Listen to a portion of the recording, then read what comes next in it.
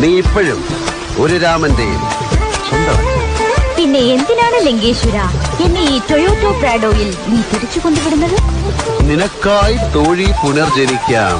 ഇനിയും ജന്മങ്ങൾ ഒന്നു ചേരാം. ആലൈന പയനങ്ങൾ പോലെ തുടങ്ങിടവാ മനമൊരുകനും പൊരികലനാക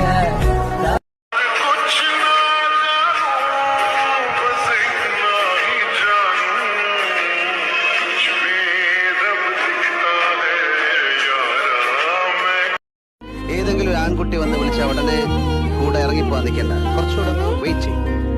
വെയിറ്റ് ചെയ്താൽ